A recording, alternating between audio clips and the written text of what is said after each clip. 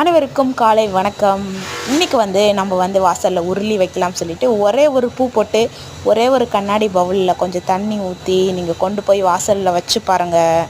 அந்த வாசல் அவ்வளவு அழகாக மங்களம் நிறைந்த வாசலாக கஞ்சிஷ்டி போகும் வாசலாக இருக்கும். நம்ம யாராவது இப்படி நம்ம வாசலுக்குள்ளே வர்றவங்க அழகாக இருக்கே இந்த பூவு அப்படின்னு பார்த்தாங்கன்னா நம்ம வீட்டு மேலே இருக்கிற ஜிஷ்டி இந்த பூ மேலே போயிடும். சரிங்களா? பூவும் அந்த தண்ணி மேலே போயிடும்.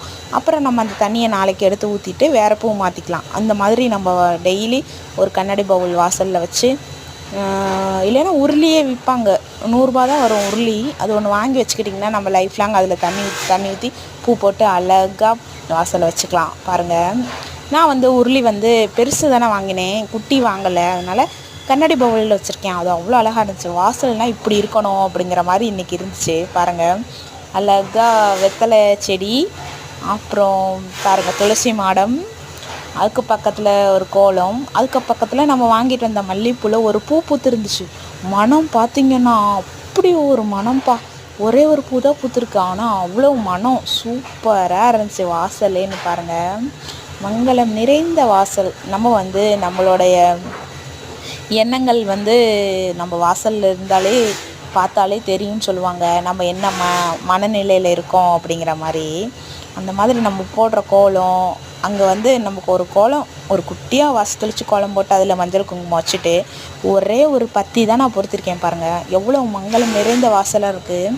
சூப்பராக இந்த பூவை பாருங்கள், அவ்வளோ அழகாக பூத்து இருந்துச்சு. மல்லிகைப்பூ இது வேறு ஜாதி மல்லிகைப்பூ, ஆனால் அப்படி மணக்குது. இருவாச்சி மல்லிகைப்பூன்னு போட்டிருந்துச்சுன்னு நினைக்கிறேன். ஆமாம், 40 ரூபா தான் அந்த செடி. பாருங்கள், மல்லிகைப்பூ செடி சூப்பராக இருக்குல்ல.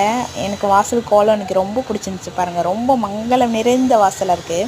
நம்ம சேனல் பிடிச்சா மறக்காமல் லைக் பண்ணிவிட்டு சப்ஸ்கிரைப் பண்ணிவிட்டு அப்படியே வீடியோஸ் பாருங்கள். சரிங்களா?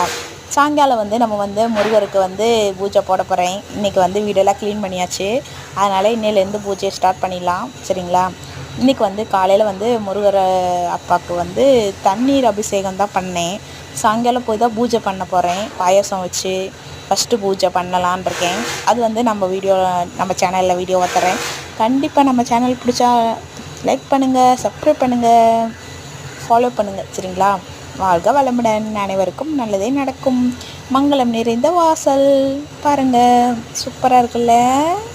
இந்த மாதிரி வாசல் நம்ம வச்சாலே போதும், நமக்கு மனசு நிம்மதியாக இருக்கும், சந்தோஷமாக இருக்கும், எல்லோருக்கும் நல்லதே நடக்கும். முடிந்த அளவு எல்லோரும் இந்த மாதிரி வாசலில் செடி வளங்க. சரிங்களா? வாழ்க வளமுடன்.